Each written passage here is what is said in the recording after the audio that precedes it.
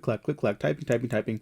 Hello, didn't see you there if you're watching this on the YouTube channel for the Waffle Press Movie Podcast. And according to our statistics, 1,000 of you are now, so thank you very much for subscribing and listening and watching. We're appreciative of you all who have stuck along with us. We're going to keep going.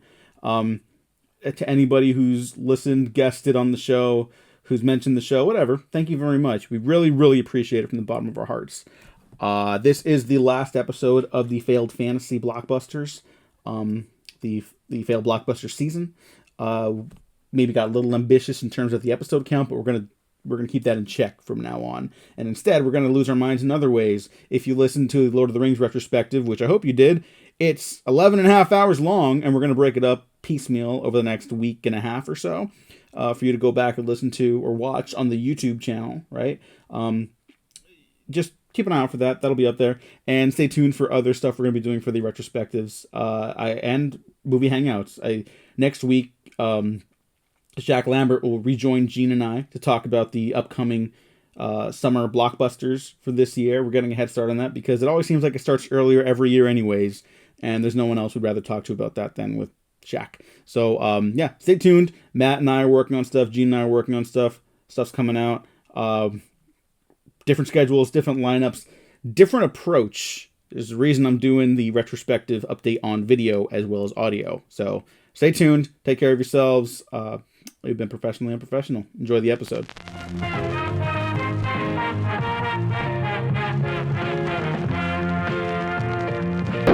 All right, chums up. Ready, guys? Let's do this. Leroy Dragons! Oh my god, he just ran in.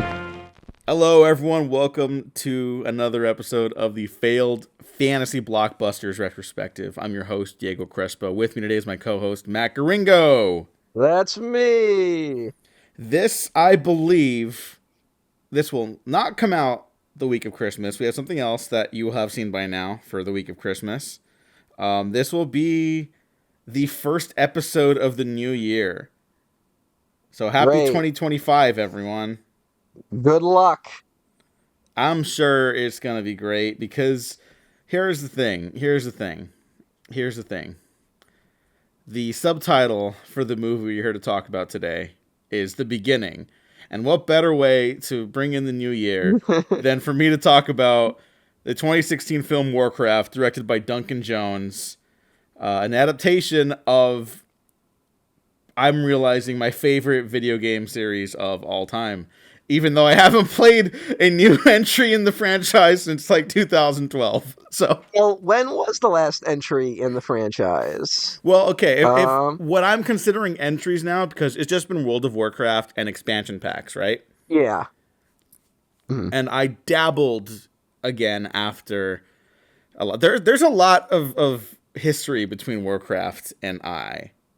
So I'm going to do most of the talking this episode, I imagine. So before I get into all of that, I'll continue answering your question, and I want to ask you, Matt, in a second, your history with the franchise, if any. But yeah, so I'm considering entries as the expansion packs because the World of Warcraft, which came out in like 2004? 2003? That's fucking crazy. That can't be true. 2004, yeah. 2004. I remember picking up that box with that same cover art. It's somewhere in my closet. Oh my god. Yeah. Because I had played Warcraft 2, Tides of Darkness, and Beyond the Dark Portal, and then I got Warcraft 3, Reign of Chaos, and then the expansion, Frozen Throne. And so there was like this nice like little trilogy arc there, and then eventually I get, World of Warcraft, I get the first expansion, Burning Crusade, then I get Wrath of the Lich King, which in a way served as like its own trilogy for that MMO. I know Cataclysm is like kind of a divisive moment in the Warcraft space. Yeah. I'll just bring it up right now. So like for an MMO, like you have to make everything has to be an even playing field for the different classes of characters, right? This is standard video game stuff that no one really knows how to do, or no one's allowed to do anymore, rather. It seems rare and rarer nowadays. But especially with MMOs, like you gotta figure out the landscapes, the power balancing systems, all that shit. All that shit that I barely understand, but had a great time playing for those couple years. Wrath of the Lich King and Burning Crusade introduced new like elements and classes and races to play as in this fantasy world.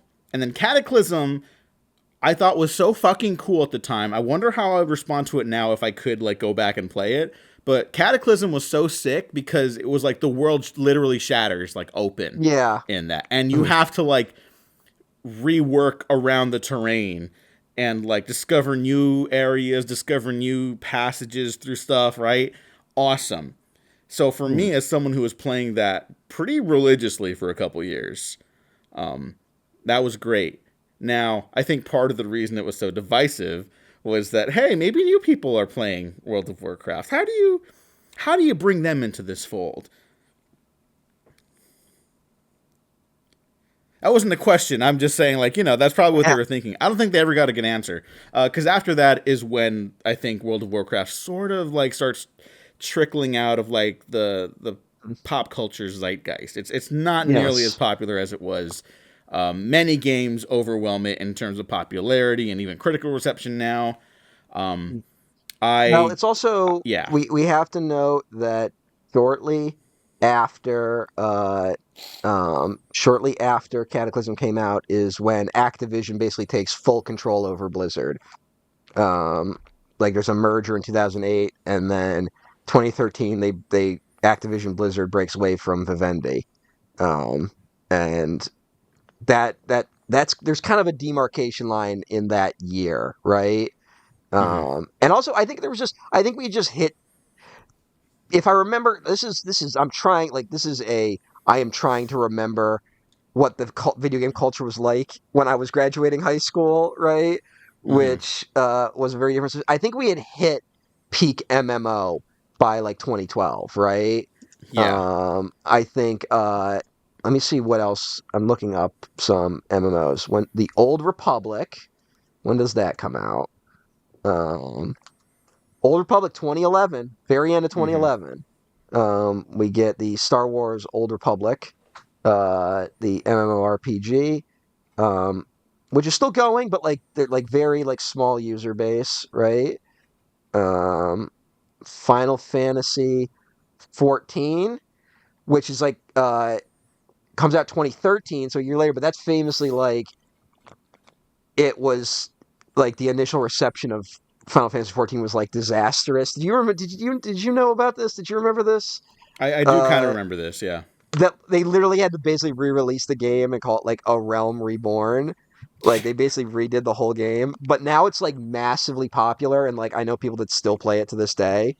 But it feels like by that year, all the flags have been planted in what was the last MMO that like kind of rose, I don't think there's an answer. I don't think there has been some. I think it like MMOs kind of peaked, and then everything started shifting more towards the Fortnite direction, right? Fortnite and Dota, which Dota is itself spawned from a mod of Warcraft 3, right? Yes, which I played. Are you a fan? Yeah, it's super awesome and cool, and then it evolved into what the fuck, the League of Legends. That basically gets you League of Legends eventually. Yeah. Right. And that game is not cool, and everyone is awful about that game. I did like the first season of Arcane though, so maybe some things just work out. Yeah, Arcane was a show. Anyway, yeah. People didn't seem like that second season, but there seemed to be a shift in terms of, I think, like around that era. Like that's when what was big. The live services seem to have been the thing that kind of replaced MMO RPGs, right? Yeah, like, and I think. Well, here you go ahead, but I have a theory as to why that is. Well, it really feels like we'll talk more about this, but like there were like economic textbooks written about World of Warcraft, right? And live services seem to be like, how do we take as much of the game away as possible, but make as much of the money Like, how do we keep the money mechanics, right? Yeah. How do we I mean, keep like, to all the that? point where like I've criticized the Warcraft 3 re-release Reforged for being bullshit and like fucking it up, and they seem to have Yeah. patched the game models thing that I had a problem with. Mm. That they overrode, and it's like maybe you didn't do it in the first place, whatever, fuck you. Which is great, but then there's also like these elements that they added, like, oh, any games that you come up with your friends and custom maps, you know, like now they own the rights to, because we Yeah. missed out on that fucking Dota money. We're never gonna let that happen again. You know, it's Yeah. like it's very vicious and vile and gross. And it's like, yeah, but like the atmosphere and like the environment of World of Warcraft, like if you even look at like the related further reading material just on the Wikipedia of it, there's stuff about obviously Dota, Make Love Not Warcraft, the South Park episode, Mm. something called the Emergent Media Phenomenon, which I guess is like an Mm. art exhibition that was Hmm. based on this. This was in Laguna Beach. What the fuck?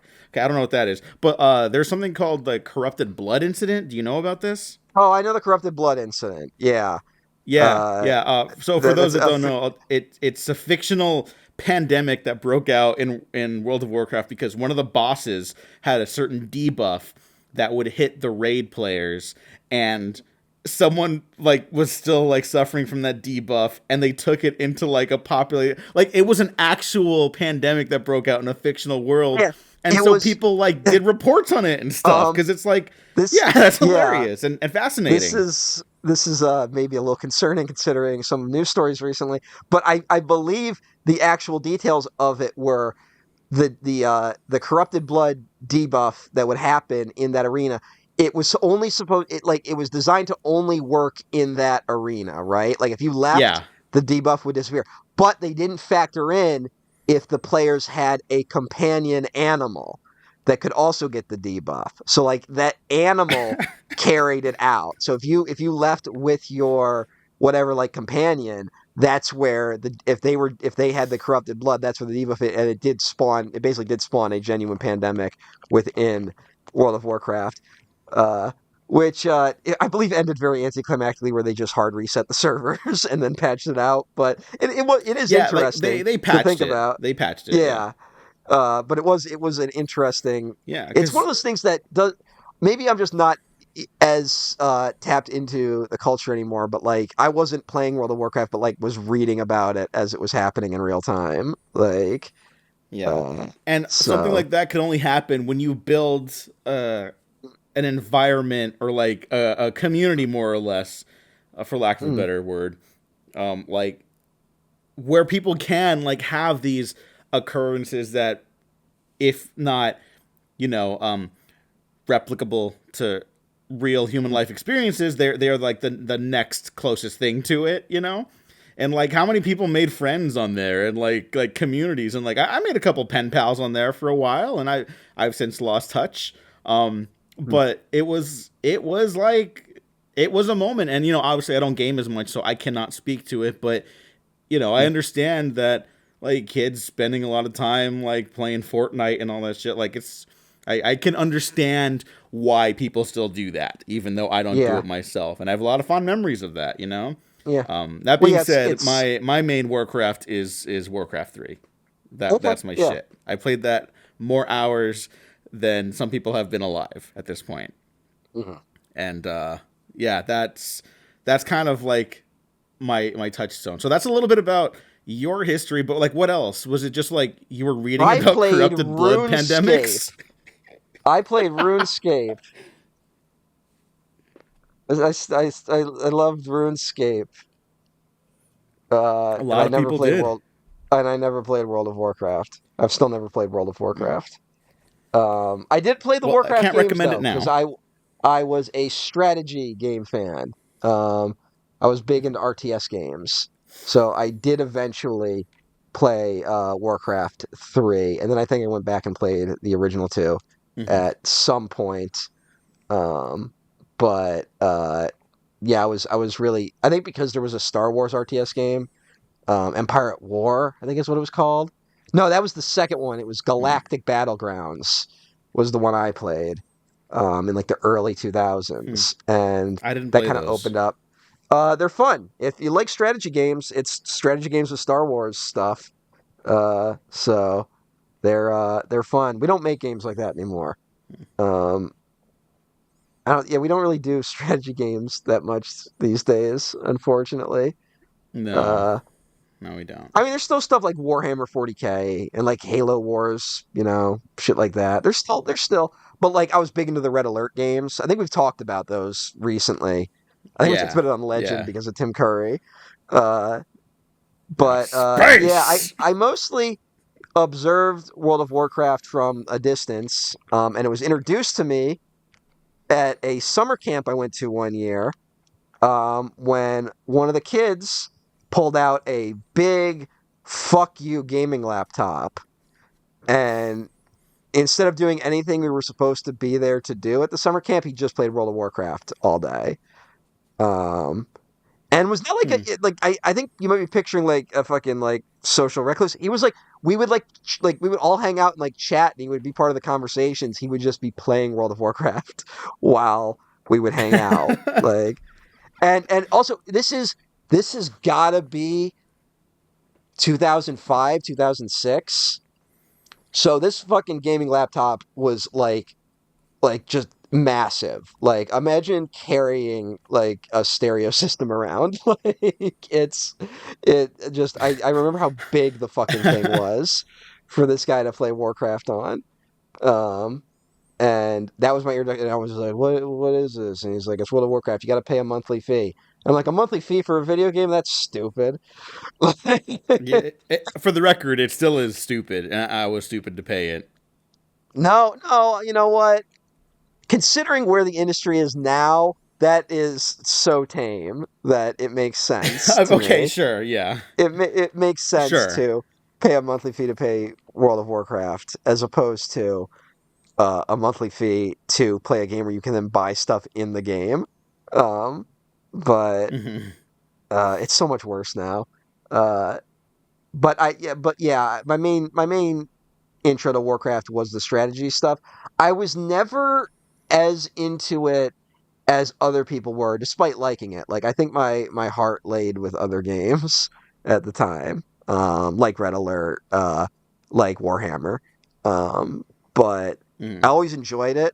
And then it was just also Warcraft was just something where like it felt like because of how big it was and kind of being the only game in town for a while, it felt like every like 3 months there was something insane happening in the World of Warcraft community, right?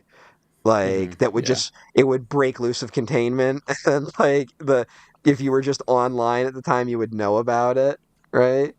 Uh Hmm. so um I think a very infamous one was a people tried to hold a funeral in World of Warcraft and it got raided because people are assholes. Sorry. Yeah, yeah, yeah. I remember that being a big one. But also, yeah, the corrupted blood incident, as you talked about. Um, one of the early viral videos, Leroy Jenkins, Hmm. uh, which do we all know now that that was like completely staged? I mean, now we do, but it's still funny. Yeah, but did you know that? I did not know that I did not know that until very recently. So, Okay, okay. I was wondering if I was about to tell you Santa Claus didn't exist. no, no, no. You But told me Santa yeah, Claus didn't exist a couple years ago. oh, okay. Good, good. Yeah. Someone took care of that. But yeah, that was one where Yeah. like it was fake, but then like they tried to say it was real later when they realized how popular it was. And then also yeah, the other one is the fucking Make Love Not Warcraft episode of South Park, which I think that was like peak me watching South Park um in 2006, right? Yeah. Like 2006, 2007 is when I was watching Hmm. South Park. Um And those two seasons were like very video game heavy. Remember, like that's you have the Warcraft episode, you have the Guitar Hero episode, you have Cartman like freezing himself so he can get a Nintendo Wii, um, and Oh ending up in the yeah. future. Wow. Yeah, yeah. Which is like that episode. Those episodes end up being about atheism, but uh, yeah. So that was probably So you're definitely gonna have more to say this time Yeah. than me. Well, Not that I don't have anything to say. But but just I have a deep rooted history with this. mm, Because we've talked our relationship to fantasy stuff before, and it's like it's like Harry Potter, Lord of the Rings, Game of Thrones finds me in 2011 with the show, and then I read the books, right? So in between mm, that, there's a lot of open space, and that space is like all Warcraft. Like I would yeah, read yeah, those. I never bought any of the expanded uh, universe materials, but hmm the games would come with like how to play and stuff like that, how to set it up, right? Because they used to give booklets with games, and yeah. they were like 100 pages, or at least I remember them being that. I probably got those somewhere too. But they also had like lore books about like here's what's up since like the end of Warcraft 2.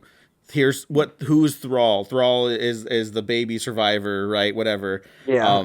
We're gonna like here's the state of the Alliance. Here's the state of like these mysterious happenings occurring in Lordaeron and shit like that.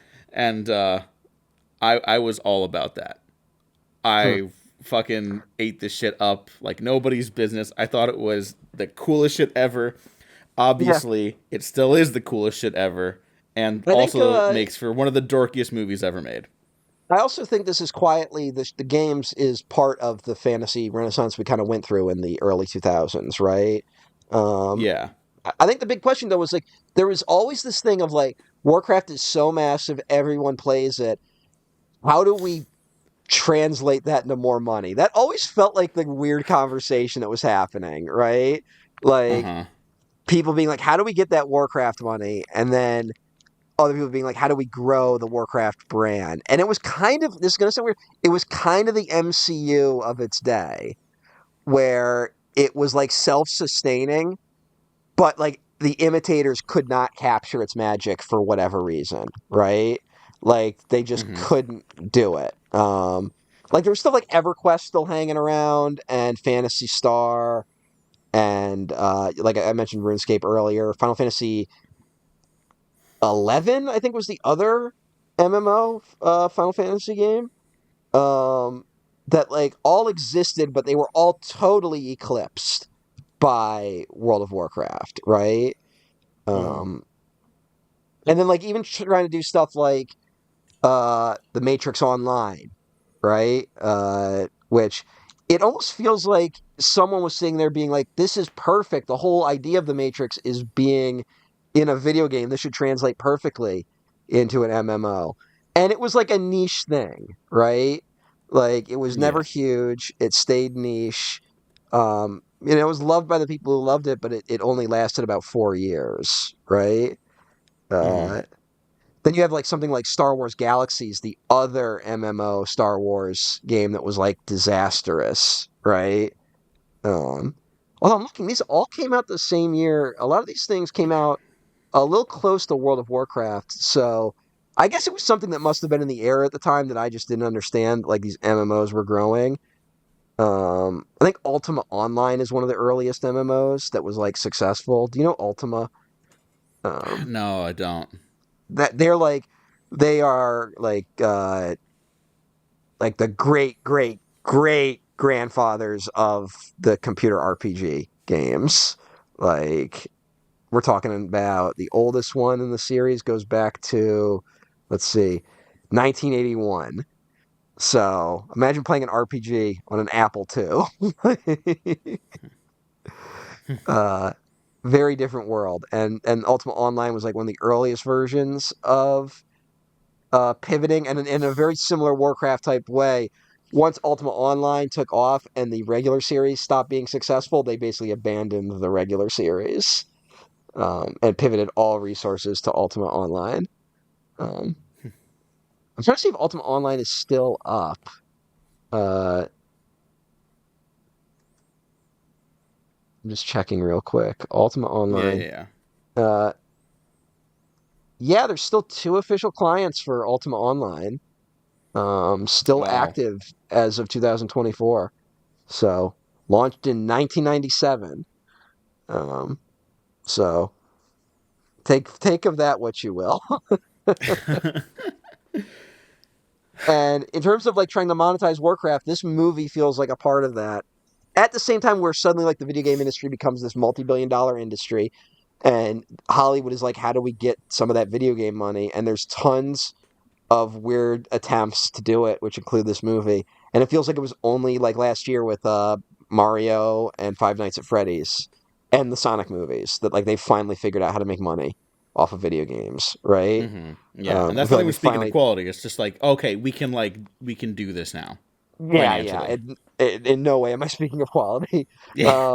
but Warcraft is like a little too early, right? Like someone was like, look at the number of people who play World of Warcraft. Think of how much that will translate into money, and it just didn't work like that, right?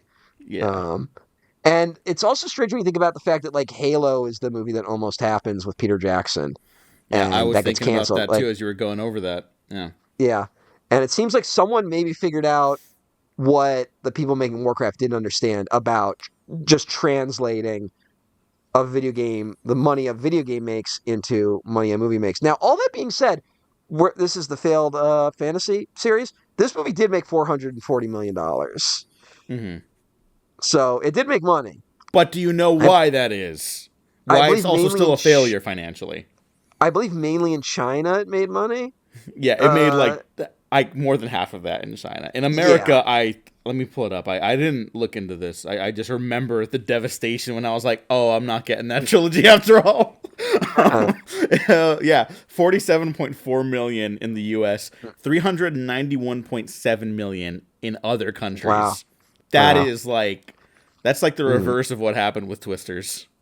yeah. Twisters is a failed Uh, blockbuster. Did you know that? oh, it didn't make money? Did it really bomb? Yeah, Um, America, everyone was like, fuck yeah, Twisters! It made its budget back in America. And then oh, everywhere else is wow. like, what the fuck is a Twister? Get this away from me.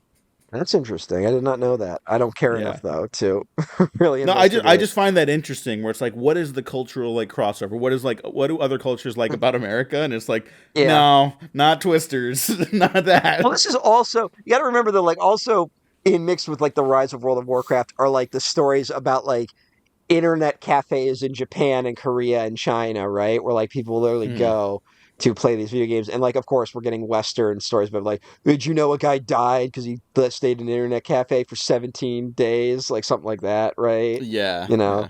and and then it's like, it's a very judgmental like uh Asians playing too many video games stereotype type thing, right? Hmm. But Warcraft is it at least was hugely popular in China, which also becomes this big market thing, which also leads to this problem where like didn't like Blizzard have like that whole controversy where like they banned some Hearthstone streamer because he said something critical about the president of China, and then they had to like apologize at BlizzCon that year. Oh, Um, I didn't know about that, but I that sounds remember this correct. happening. I remember this happening. There was a couple BlizzCons in a row where it was like the week before BlizzCon something insane would happen and they would have to apologize. Hmm. Uh, and then now it just feels like no one gives a shit anymore, and everyone's just like, Activision's evil, but we can't stop them. And then Microsoft bought Activision. Yeah. Um, so uh, how'd it work out for those orcs? Uh, you want the long story or the short story first? I know most of the details up until Wrath of the Lich King, like Mm, of the orc trajectory. But no, for the actual movie, um, I don't think I've made it a secret that I like this movie, and I mm. still like this movie, and I have a big soft spot for Duncan Jones, even though I haven't. I mean, he hasn't made anything since the Yeah, movie he did after this, Mute, which I did not Mute, like, but yeah, Mute, which was like a disaster and landed with a muted reception. wow, Uh, Jesus Christ. it was like an Um, early Netflix movie, like a movie that went straight to Netflix, right? Where yeah, like it was like in the middle of Netflix being like where that was kind of exciting for a minute, and then Netflix being like, no, we're only putting shit on Netflix, and yeah. like You know what? It was totally this, 2018. That was the yeah, Cloverfield paradox year. it's Cloverfield Paradox is what does it because that was Yeah. such a cool move to be like, we have a trailer during the Super Bowl. By the way, the moment the Super Bowl's over, you can watch it.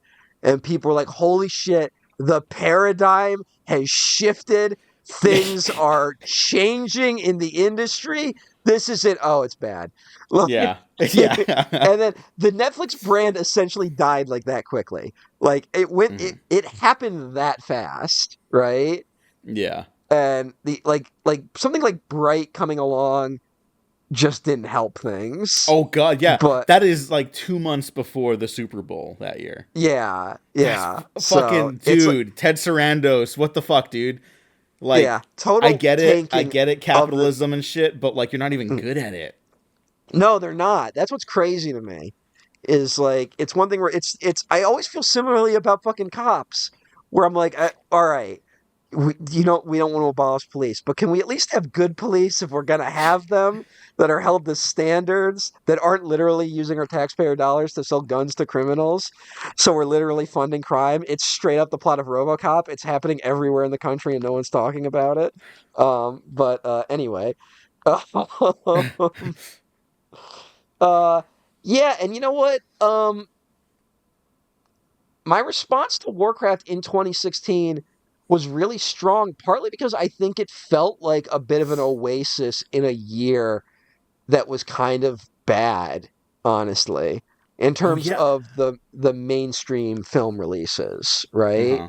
You know Like it what? was kind of Like a dire year. it Uh, reminds me a lot of this year for the big releases. Like yeah, 2016, this year, 2024 had a lot of really great movies on smaller production levels. yeah. Especially right now, I'm trying to catch up, and I'm like, fuck, there's a lot of good shit, and I'm not gonna be able to see it all, right? I'm 2016 had that at the end, but 2016 is also the year I watched Civil War, and I'm like, no, that was great, I liked that, and then I'm yeah. like, oh shit, oh no, like the sweater unravels around me. Yeah. Mm. It's I think it's something I just gotta say I think it's something to do with election years. I think for some reason election years are just bad for blockbusters. Um Well, because like people are yes, putting their money towards like Republicans, because they ain't giving it to Democrats. I know I look that's but that's not even what I mean. Like I'm talking about like the culture, you know. Hmm. Um I just think that like in terms of like we I think we turn to like easier comfort media in election years, right? And I Yeah. think that's what our wide releases end up being. And that's why I think 2016 is full of that, of just like Civil War, Deadpool, Doctor Strange, Batman v Superman, which is like that for like the weird incel movement. Um, Suicide Squad probably more so in that respect. Suicide Squad making like $800 million would only happen in an election year, right? Hmm. Uh, X-Men Apocalypse. Oh Um, Jesus. there's a lot of movies here that are just like essentially forgotten movies, you know. Hmm. There's Ghostbusters 2016.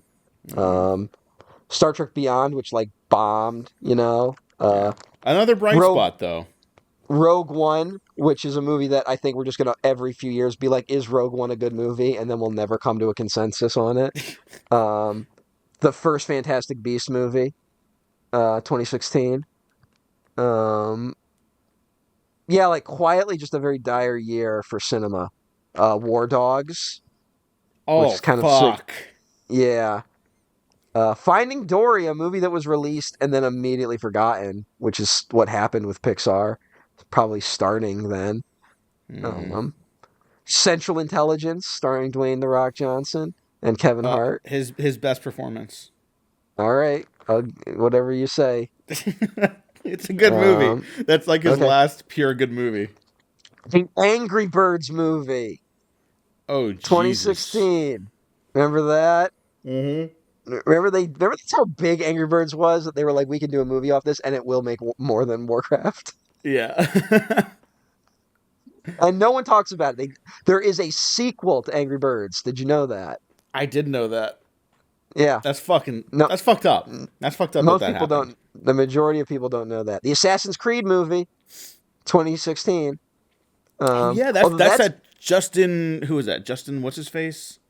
um Justin Kurtz. Kurzel. Yeah, Yeah. yeah, yeah.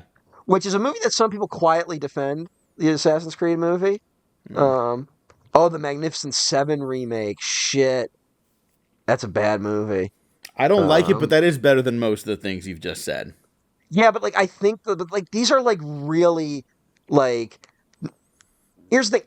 A lot of these movies aren't disasters. There are disasters in here, but a lot of them aren't. But a lot of them are wet farts of movies of just like they land and like do nothing, right? Mm-hmm. Like we're like poking at it, be like do something. Yeah. The second Ninja Turtles movie. No, that's a Uh, good one. That's a good movie. no, it's not. That's a good movie. That's the You need. second best live action one. All right, Diego. You need serious help if you're gonna make that argument right now. Um, 13 Hours, the Benghazi movie. Remember when Benghazi was a thing? Oh yeah, and people were like, Remember? "Oh, this movie's gonna it's gonna shit on Hillary Clinton," and then you watch the movie and it's just like, no, it's just Michael Bay trying to make a serious movie for better and worse. Yeah, and it's just Michael Bay being Michael Bay. Yeah. And Zoolander 2. Oh fuck! Okay, that's a train wreck. That is a genuine Yeah, that's like catastrophically like, bad one of those movie. movies everyone wanted and got it and was like, this is the worst thing ever made. Yeah. And also, does Bowie die in 2016? Oh yeah, which Like, is actually, I have that in my notes because that is part of my take on this movie. Yeah, Duncan Jones. I mean, we'll talk about that. We'll talk more about that in a second. But a couple more. I just want to go over a couple more 2016 movies like that are just. It's crazy how big these were when they were out, and how little we've talked about them since. Mm-hmm. Independence Day Resurgence. Yeah. Yeah. Which was literally like they were set to go to turn Independence Day into a franchise, and then they just were like, let's not do this. That's how bad it was. The Legend of Tarzan, the David Yates Tarzan movie starring Alexander Skarsgård and Christoph Waltz. You just unlocked a fucking forgotten memory in my brain. I forgot that happened. That's a movie that happened. It's like when you remind people that Dwayne "The Rock" Johnson played Hercules in a movie. Yeah. A Great Wall. That one I do remember, but that's because I like Zhang Yimou. Yeah, but not a great film. Not a great film, no. The Huntsman Winter's War. Oh shit, that's right. The most controversial film ever made at the time. We didn't know how good we had it. No, these are bad things. No. Look, I understand the the state of cinema right now. There's wow, at least there's a diversity of this badness. No. This is the badness that led us to where we're at. I'm saying I agree. I 100% agree. I am saying we didn't know how good we had it. That was a divisive movie. Oh, okay. Yeah. Yeah. All right. That's what I'm saying. I don't like that movie. I am not. Whoa. Yeah. Slow the roll. Well, look, and I think that might be the most. I got two more for you. And, okay. Well, only one of them really counts. Well, these are actually strange because I actually think normal people like these movies because they're still successful. WARCRAFT opened next to The Conjuring 2 and Now You See Me 2. Both movies that beat it at the box office. Movies with defenders which will forever baffle me. Specifically Now You See Me. That's a dead movie. That's just there's nothing there. But and then it's so weird when I think about those are the movies that came out against us, and then WARCRAFT when it came out was this is a once in a generation disaster. They talked about this thing like it was fucking Battlefield Earth when it came out, which is strange because it is very much not that.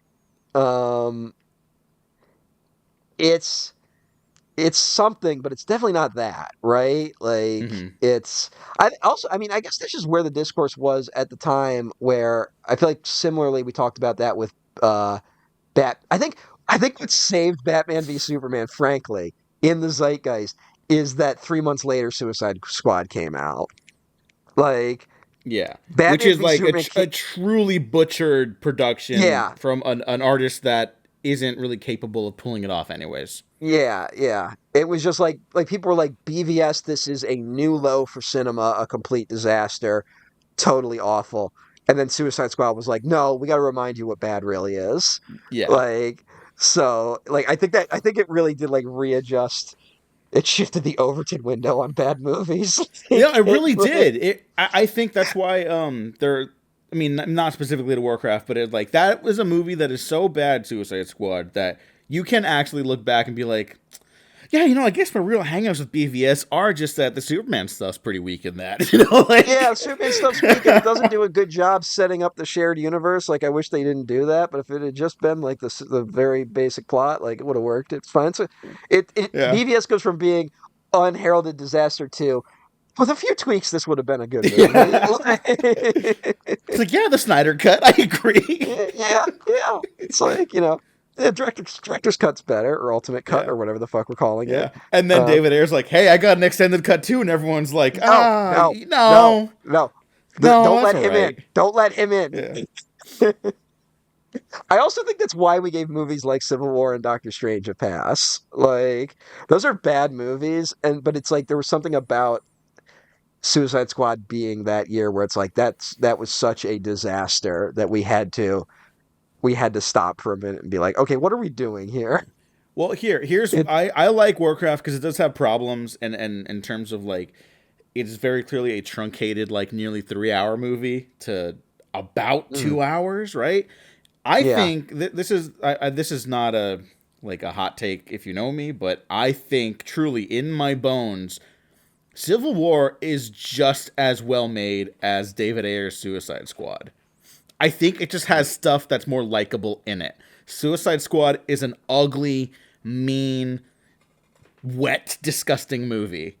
Whereas Civil War is like, who doesn't like Robert Downey Jr.? Who doesn't like a Spider-Man? Spider-Man's so cute and nice. And he's nice. And who doesn't like him? I think they're of the same quality, but maybe that's just me. I'm not sure if I'm willing to go there with it. But but there is something to the staring at a blank wall quality of Civil War. Like a movie airport where, like, aesthetic. Yeah, really. Like I know everyone makes the joke about the airport, but that's like the whole movie, right? Yeah. There's. I'm trying to think of an image in the movie that actually like sticks with me that isn't like a plot point, right? And I don't think I have an answer to that. Well, because everyone points to that bit that references the comic in Civil War where Captain America... Yes, but that is literally what... Like, that's just do the comic. Like, it's just do the comic, but even that, it's framed by concrete, which is so funny, because I used to think, like, maybe people are too harsh about, like, oh, this looks like wet concrete or whatever, and then I'm like, it's literally, like, slabs of concrete framing the image. Like, come on, guys. I tried. And Warcraft doesn't have that airport or concrete. It has a lot. It has a lot. I think arguably too much. When I saw this, it felt like an oasis in a year that was lacking that kind of stuff, right? Like there was, I think there was an anxiety in the air between Civil War, BVS, and Suicide Squad, where we were like, is this what cinema is going to be forever now, right? Like, I think there was a genuine anxiety around that. And the answer ended up being no. It would not be like that, but it would linger longer than we would like it to. Like, MCU never really went away until recently. But there was a lot more going on in cinema in those few years than we give it credit for. But there was like it might have oddly been mixed in with the growing like Trump anxiety, right? Like of just is this really what's going on? Is this really what's happening? And both times the answer was yes and no. It's like, yes, they're both still around, but what is it even? You know? Yeah. And now I think we're all waking up to, the problems are actually bigger than what movie we watch. You know? So, I will say I was a lot cooler on Warcraft on this rewatch. I'll just go to that. I am too, but I still like it, you know. And I understand part of that is just me being like a former Warcraft obsessive and still like Yeah. loving this material. I think this should have been, or this should still be a TV show eventually. I think Warcraft is much more designed, especially in the post Game of Thrones world, to be a television series. Not 8 episodes. Don't half-ass me on this, you know? Versus something like Halo, which became a television show and should have been a movie, you know? Yeah. I think they did these backwards, if I'm being honest. Yeah. I'm gonna actually read the premise of this movie this time. I'm taking some Why don't you read critical the notes premise? Why don't you read the premise of this movie? to heart. Why don't you say what this movie is? First, how the general public would understand it, and then how a Warcraft fan would understand it. Well, I was just gonna read it off the Letterboxd. All right, if you want, you can Yeah. do that. All right. So the tagline is 2 worlds, 1 home. Synopsis: the peaceful realm of Azeroth stands on the brink of war as its civilization faces a fearsome race of invaders, orc warriors fleeing their dying home to colonize another. As a portal opens to connect the 2 worlds, one army faces destruction and the other faces extinction. From opposing sides, 2 heroes are set on a collision course that will decide the fate of their family, their people, and their home. And what is Warcraft the plot if you are a fan of the video games? I can only do my perspective. I don't know really what it is now. I don't know the vibes. I don't know this. Look, But I'm not talking, but it's all right. This is what I'm getting at because you're not picking it. It's a prequel to the first video game. no, it is the first video game. It's a lot of that, but it's a mix of both. It's both a prequel and the first video game, right? Yes. Like Yeah. it's the lore book. They adapted the lore book of the first video game, essentially. Kind of. Yeah. Mhm. Yeah. So this is where the movie struggles immediately. Because all of that, I will say, that is more concise than I expected the synopsis to be when I looked it up. Because Warcraft is very dense and nerdy and lore filled. As Yes. much as I groan at lore, I'm like, oh, all this stuff's cool. Yeah, When the you orcs like come it, you from. like it. I just like it. The orcs coming from like a dying home world. I don't like. I didn't always understand why that was necessary in the games. I initially brushed up against like I just want to play as the humans fighting orcs, right? I'm still like in Lord of the Rings mode, right? Which are the best movies ever made, so it's not a criticism. But then like eventually I'm like, oh, it's like the orc shit's actually where it's most interesting, right? And to the point where when Duncan Jones came on to this production, I just want to get into this really quickly. He was like, yeah, you guys just made like humans versus monster movies. And someone described it once as like Black Hawk Down in like Middle Earth, where it would have followed like a group of human soldiers and like wizards as they try to fight their way back to the strongholds of Stormwind, which is the human capital. And like, okay, that does sound kind of awesome, but that's not Warcraft, you know? Like when Sam Raimi was on, I think that was one of the scripts, and he eventually leaves and is replaced by Duncan Jones. And if Sam Raimi made that movie, And then it's I'm into it, right? And so that's the wrong approach for Warcraft, but I'm bringing this up because I think that is a way more accessible movie, like off the bat. That is good guys, bad guys. They got to go from point A to point B. There's a big final battle, end story. That is generally speaking how you make a movie of this caliber budget, right? That's the way to go. So I commend them for not doing that. Yes. That's certainly what makes the movie interesting. I'll also say I think the other thing we're seeing here is this is post-Avatar, where people are like, we can do CGI characters like the Na'vi, right? And I remember it looking a lot better in 2016. It's just how special effects age, right? Yeah.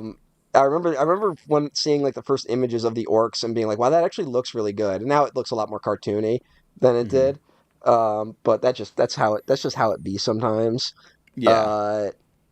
So there's that, which I think kind of gave them the. I think that's why earlier scripts probably thought they couldn't pull off the orcs in such a way, right? So when finally they're like, oh, the tech can do it, and Duncan Jones is actually interested in telling that story, I think that's where the shift happens. Now, story, whatever, like, we can talk about how interesting that is, but does that I think I think where this movie really makes the mistake is that one, that's the story it tells, which is like kind of more complicated and harder to sell to a general public and requires the lore to be more front and center, right? Like you Mm-hmm. need to be invested in this lore, these fantasy races, all these factions, which is nerd shit that people don't like, right? Yeah. Um, it's a harder sell. I think the other miscalculation is how serious the movie is. Um, I don't think that's the vibe you get from Warcraft. Mm-hmm. Uh, Warcraft has an inherently cartoony style to it in terms of its design, right? Like Yeah. that's one of its strengths. It's partly why Warcraft still kind of looks fun to play with very few graphical changes when you look at World of Warcraft, right? Mm-hmm. And I think it's Yeah. also why Reforged was received so poorly of Warcraft 3, right? Because they're kind Yeah. of like, Yeah. you don't need to change Warcraft. Like it still looks good, you know? Mm-hmm. Um, and Duncan Jones decided to make a movie about like loyalty and like birthright and like bloodlines and stuff like that, right? Yeah. And it's very heavy and serious. And where does your loyalty truly lie to the race you were born into or to your this other society? Like, and it's a little too heavy for a Warcraft movie, frankly. Um, it makes a movie that is full of goofy shit not fun in a certain way, right? I'm not saying I didn't have fun, right? Yeah. I'm not saying the fun stuff isn't there, but there is a sort of like this is a story about genocide and like mass extinction and a little bit of Trump build that wallism. It's there's a little bit going on there. It's an immigration story, right? Mm-hmm. And it takes those elements very seriously. And I'm not sure that's the right attitude to have about Warcraft if you want to make a fun Warcraft movie, right? Mm-hmm. Like, does it capture the vibe of raiding with your boys playing World of Warcraft at 3 a.m., right? Mm-hmm. Like, does this movie capture that vibe? No. No, it doesn't. Yeah, it's an utter failure in that respect. Yeah, which is why I think I mean I had completely missed this. I had thought like and the fellow Warcraft 3 heads um Mm. I thought we all liked this movie. I thought it was the No, general public that didn't. I I discovered remember the yeah, Warcraft that community was basically like laughing at this thing before it was even out. yeah. Like Well, they were we'll get they were into it, like, but yeah, yeah. "What is They this?" There was like, "This looks dumb," which is wild to think about. yeah. I was like, hey, this is I don't know. I think a lot of the hangups in hindsight and now are like I scrolled through Reddit comments and like I just Googled, Warcraft 3 or Warcraft 2016 Reddit like response. Like let me see what the Reddit nerds are saying at least, right? I'm trying to find ways to gauge stuff because Letterboxd Mhm. obviously doesn't like this movie. I get it. I totally get it. But like a lot of the hangups from fans reads like, oh well, they changed some of the lore and stuff like that. And there was this one comment. Let me see. Do I still have it open? Yeah. So this one guy was like, it was okay. They changed the lore a bit and shortened the war by a lot. And this guy, this is 2 years ago. These people will never know I exist. This guy responds like, they changed very little that actually impacts the overall story. The Lothar romance with Gennora instead of Medivh, which prevents Medan and changes 0 other important beats. They gave Lothar a thun. Who cares? Made it so Garona wasn't mind controlled when she killed Lothar, which TBH felt more impactful than mind control, knowing they were friends and she had to do it. And so they were just like, actually they didn't really tamper with the story. That's kind of the problem with the movie. And I was like, hey, Yeah, that's kind of my take. It was like, yeah, I think the Blizzard guys were maybe a little too keen on making it like authentic to the narrative and not how do we make this an accessible movie, and the Universal guys were like, this is fucking nerd shit, get this under 2 hours or else. you know yeah. Well, I And then don't think a Duncan Jones maybe being a 3-hour little version. serious. I don't think a 3-hour version of this movie would have worked either. Frankly, like it would have worked for us because we're nerds, Hmm. but in terms of good movie, I don't think it would have worked. I think you could do like 2.5, like 2:20. I Here's the thing. I think Dungeons and Dragons has the tone. I think this movie should have been closer towards. Um, Okay, well here's the thing. I think there's a halfway point from Dungeons and Dragons to Warcraft where Warcraft justifiably fits in. If I may go back to my moderately fan fiction scribble days, right? mhm. I was so deep into Warcraft 3 before I ever started writing that Fallout style fan fiction. I discovered the magic, the wondrous world of custom campaigns on Warcraft 3's map editor, where you could make your own campaign. And obviously, many of mine were a disaster. Some of them, I maybe kept a couple ideas actually for a fantasy thing I want to write someday. And then there was like this community. Oh my God, let me see if they're still there. War 3 maps. Yeah, WC3maps.com. People would like upload like their custom campaigns onto there. Okay, it looks like they Yeah, yeah. refurbished it. It doesn't look like it's from 2004 anymore. That's probably for the best. Oh, hey. No, that's good. That's good. It was like impossible to okay. find shit. Okay. And so people would make like custom campaigns like, oh, this is either like Warcraft 4, you know, because they never made that. So they would like come up with their own version of that. Or Oh, they'd be yeah, like, yeah. this happens in another section of the Warcraft universe, or just an original story that has nothing to do with Warcraft. What in if that, StarCraft right? happened in Warcraft? Oh, I lost you. Oh, no, I'm Hello? here. I'm here. Hello, hello, hello. Okay. Hey, all I'm right, sorry. we're back. Okay. Oh. But yeah, exactly. And because they did have like StarCraft, like little critters in the custom maps. You know, they're not in the game, Yeah. obviously, but like you could add them for your own custom games and stuff. And that was fun. That was super fun.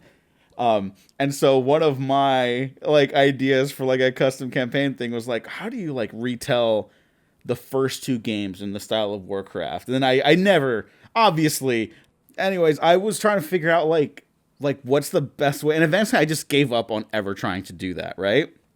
But I did have this idea where it was like, if you were to like to make like a machinima of this, do you know that term? Yeah, Machinima? yeah, I know Machinima. Yes, I know Yeah. Machinima. Yeah.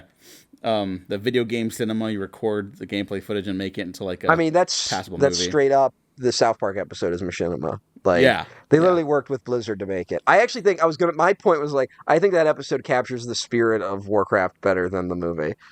Like, in terms of with your buddies, right? Like the communal experience of playing an MMORPG. But what's Mhm. complicated is that this isn't an adaptation of the MMORPG. It's not an adaptation of World of Warcraft. It's an adaptation of Warcraft, the RTS. Mhm. So those are like, it's like such a weird thing where when you think about where the culture for Warcraft was, which was on the downswing by 2016, but was still World of Warcraft was the dominant element of Warcraft, the pop culture thing.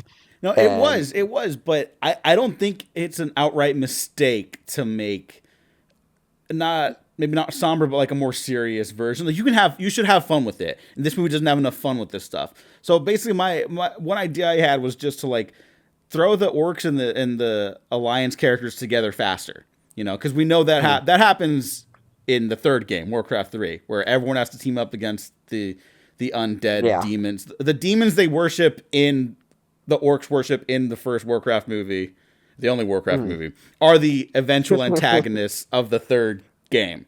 It's like it's a full circle thing, right? In the second game, it's it's a Star Wars thing. maybe- It's like, oh, they do the maybe Death Star and then they skip- do it again in the third one. You maybe skip to the story that's a little more interesting that you can run on something stronger than a DOS computer. Yeah, and I think that too, because then you still get like the justification for exploring these like cultural dynamics between like the orcs, the humans, the elves, the dwarves. You know, like this movie doesn't Yeah. even touch on like the blood elves and stuff like that.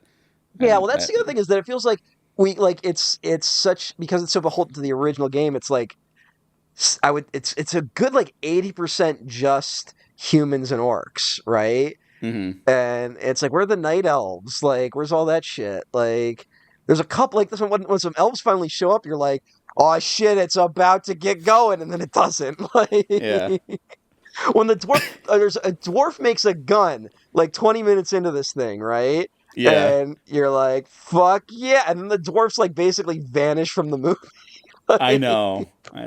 I will It's say though, one of my that to me favorite. is the big mistake of it. Another like is that really the movie should be an excuse to have a bunch of fantasy freaks stand next to each other for 2 hours.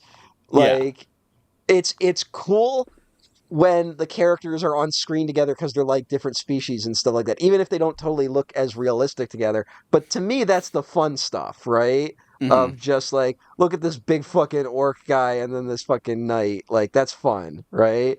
Yeah. And they make Paula Patton look like slightly taller Hmm. in when she's as the half orc, right? You know, or Yeah. maybe she is just really tall. I don't know, but I think it's both. like I always find that fun. I talked about that during the Gods of Egypt episode, where like this is what CGI to me, like special effects should be used for. It's like you can mix things in a more interesting way, you know, Hmm. or just even the force perspective in the Lord of the Rings movies. Like I like the that we're now in this era where you could have all these different fantasy creatures stand next to each other. And to bring it back to Civil War, it still feels like we just make it all look like guys waiting at an airport. Like it's we can show anything now, and it feels like we only want to show like one or two things, you know.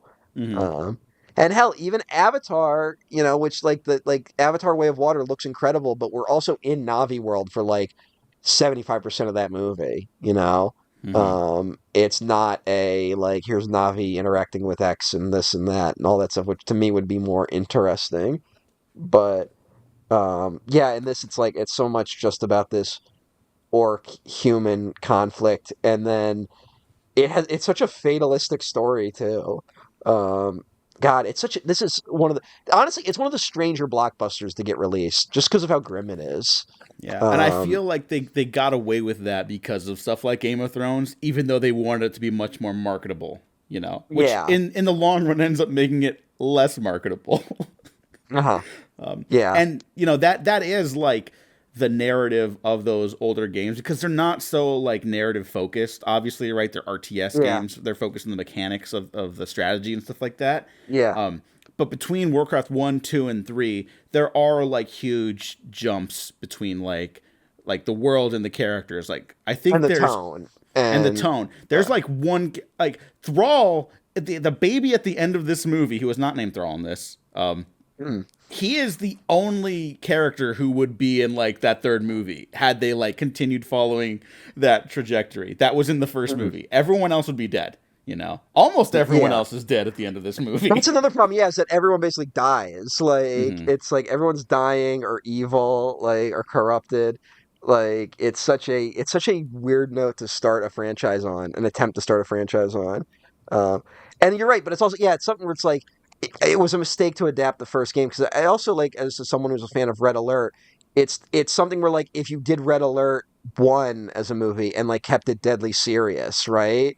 Because Hmm. Red Alert 1, the plot isn't that complicated. It's just there to get you to play an RTS, right? Yeah, yeah. It's and then by Red Alert 3, it's like straight up satire, right? Hmm. It's Tim Curry going spice. Like there's been a huge tonal shift in those games. And it's almost like Duncan Jones wanted to be like, let's go back to the roots of this thing. Oh And God, a little bit.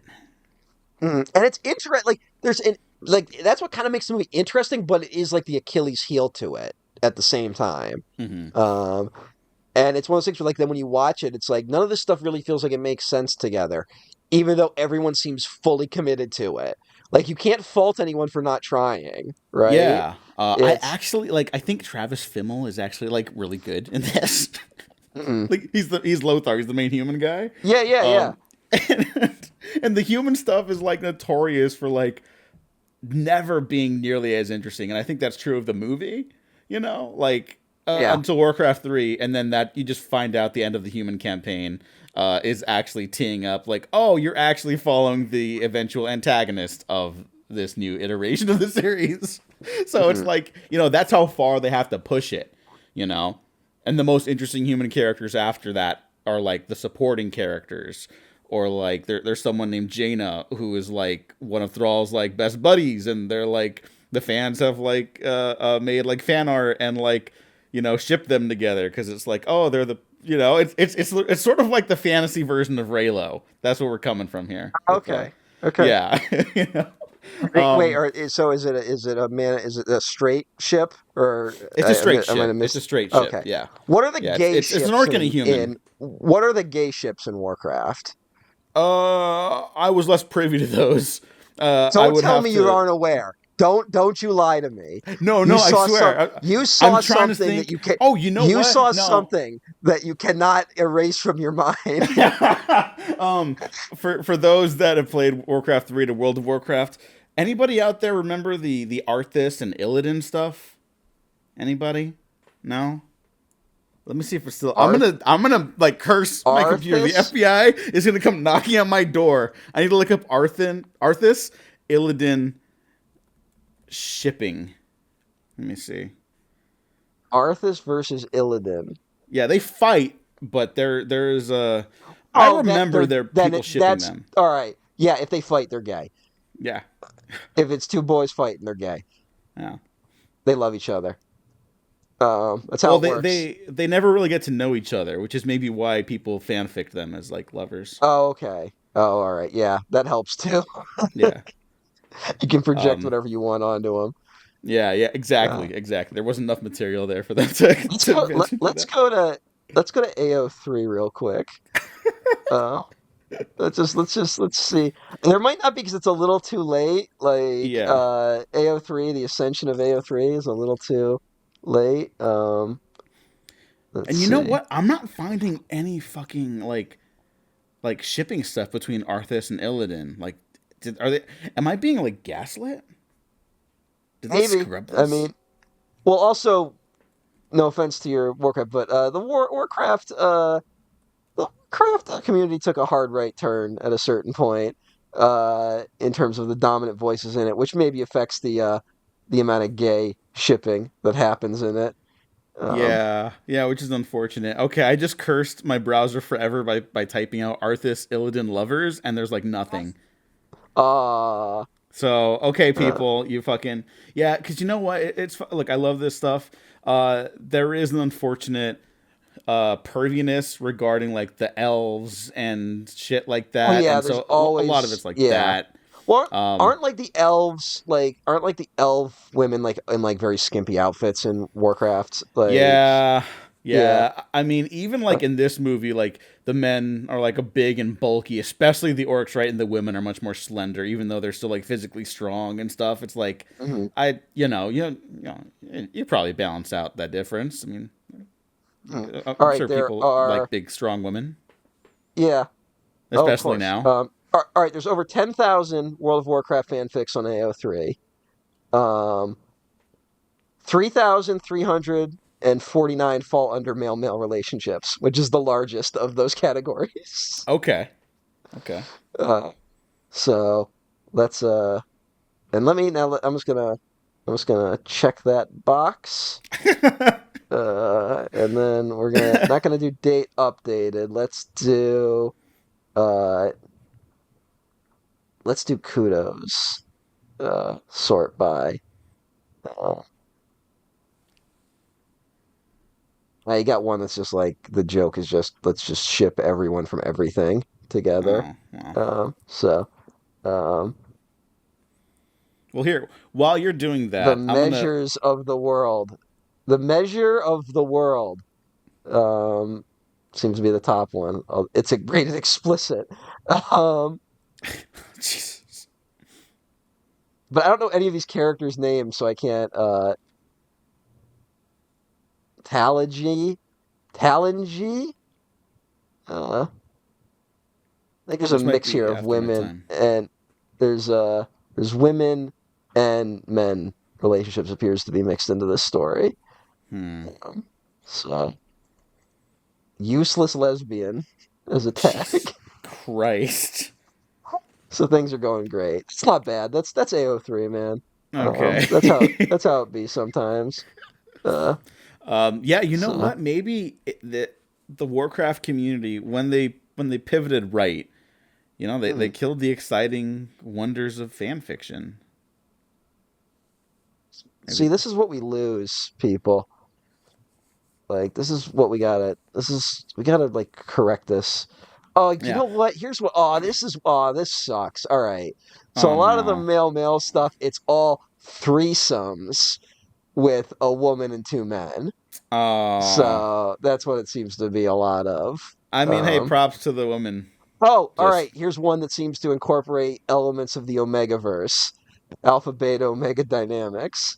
okay. I don't understand what any of these words mean. Oh, this one has cannibalism in the tag. That's Jesus good. Christ.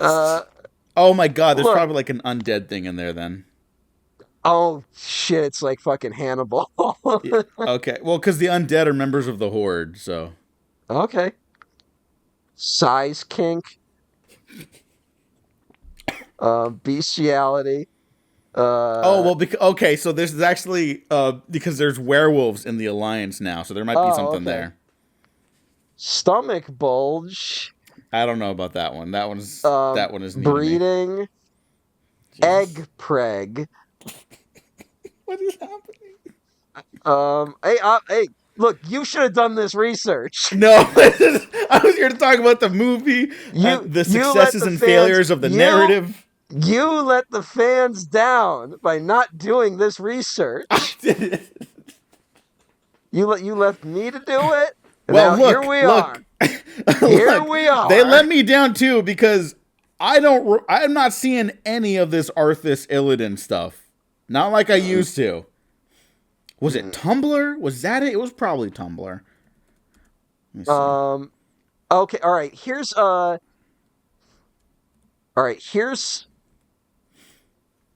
All right, I'm going to try to pronounce these names, and I'm going to fail miserably. But here appear to be the top relationships in the fan fictions. Wait, can I guess right now? Can I guess one of them right now? This is important to me. Go ahead. Thrall and Jaina. Thrall and Jaina.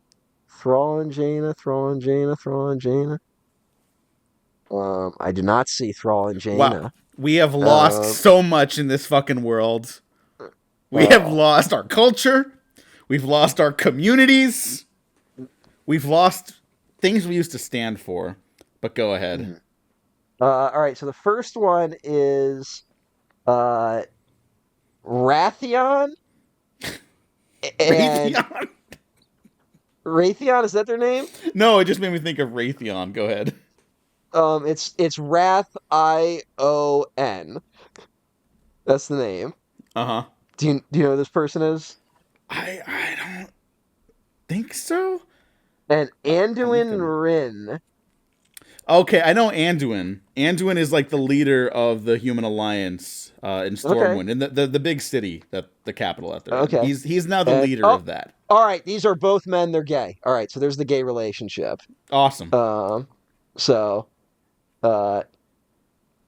Wrathion, the Black Prince, is one of the few black dragons of Azeroth, known to be uncorrupted by the taint of the old gods, and following the death of Deathwing.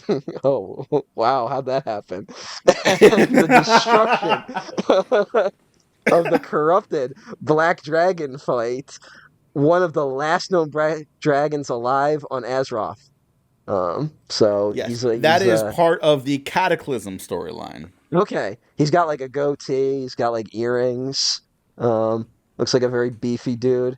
Then there's Anduin Rin. How do I pronounce that? Rin, yeah, you're good. Is King of Stormwind, High King of the Alliance, and commander of the Alliance of all Alliance forces. Anduin was just a boy. His father, King Varian Wind, was kidnapped. In Varian's absence, Anduin was named King of Stormwind under the regency of Bolvar Foredragon. This is great. Oh yeah. No, he rocks.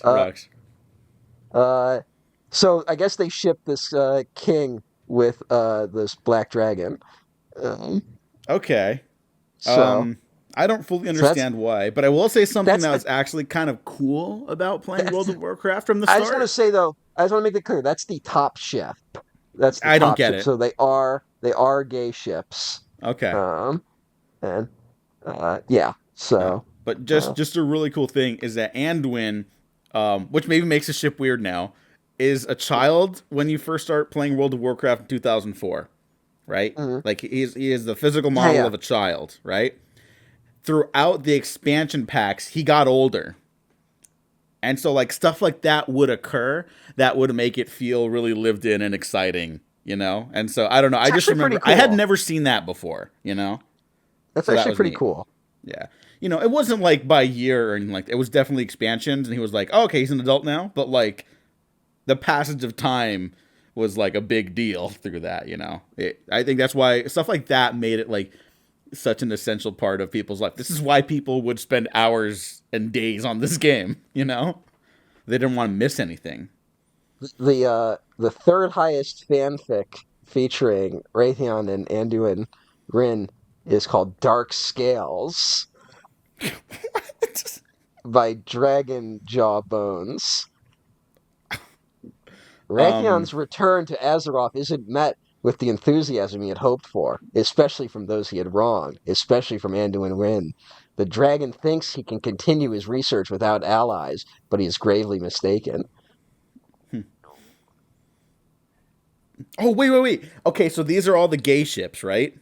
Yes, well, this Okay. is one of the ones. Okay. This is No, the this top. I'm sorry. I had messed up on Thrall and Jaina then, because that's an orc man and a human woman. So when you're Okay, done with well, this, I do need to know how far up they are, because they should be well, number no, one. I want to say the top ships are, but I'm also only in the World of Warcraft section. It could be under Warcraft 3. No. Trust Uh, me. Trust me. They'll be there. uh, okay, well, they're not. No, but you said because you're only focusing on the gay ships, right? You're not seeing No, the. I am looking at relationships ranked from highest to least. I should also mention though that there's a huge drop off uh in relationships. Let me see. Am I only in the male category? I don't think I am. Um Okay, because I just googled Thrall and Jaina. This is important to me, and hmm, immediately I found their shipping name, Thraina. all right. Uh And Reddit on Warcraft lore, the post title is sometimes it feels like the devs regret not pairing Jaina and Thrall. I agree. For context for you, Macaringo, let me put it this way. You know when you watch like Digimon and Digimon the movie, right? Where yes. you're like Sora and Tai, it's like so they're so clearly meant to be together, right? Yeah. It's like Yeah. it's that. Okay. It's that. Okay. I get it now. I'm not seeing anything for say these characters' names again. Thrall, Thrall, Mhm. and Jaina, Jaina. Jaina Proudmore. Yes. Okay, I found Jaina Proudmore, and her top ship is not even with that guy. What the fuck? What is the uh, happening? who the fuck is Kelkos? I have no idea. You know what? This must be some new bullshit after Activision bought He's a them. blue. It seems like they like the pretty boys in the AO3. This isn't shocking for AO3. Don't take Yeah. this as being indicative of the greater shipping community within Warcraft. Um, All right, Warcraft heads that found this episode, I need you to find me all your Thraina material. This is important mhm. historical documentation I'm making. So why did they make so like what was their deal? What was their dynamic? Okay, so this lets me get back into the movie a little bit too, right? All right, Because yeah, I think Duncan Jones is a Thraina shipper because yeah. of uh, uh, Paul Patton and Travis Fimmel. There's clearly some sexual tension there, right? Yes. So they're also like the culmination of Thrall and Jane. I'm That speaking is of now. They're the culmination of failures of their uh, uh, their institutions and their mm, lineage. Both of their parent. Well, Thrall's parent was like a hero, right? He's the guy who gets the orcs at the end to be like, hey, like our leader's kind of fucked up, and the movie doesn't resolve that right away. That does splinter off the orcs into different camps and like mm, clans further down the line. That lets him like save his people from like their demonic, like treaties, basically, right? Yeah. Jaina is like the one good human currently at one given time, right? Where her dad becomes an antagonist at a point. Her So she's best got friend daddy becomes issues. the Lich King, who's like, Oh, Jesus. yeah, you know, who she was like basically like with at a So certain she point. so she needs someone to turn to in these dark times someone who can only understand what she's going through. Yes. And Thrall and Jaina are the only two in their camps between the Alliance and the Horde that can put their differences aside to come together to save the world and all its inhabitants from the oncoming Burning Legion, who the orcs have been enslaved to for generations.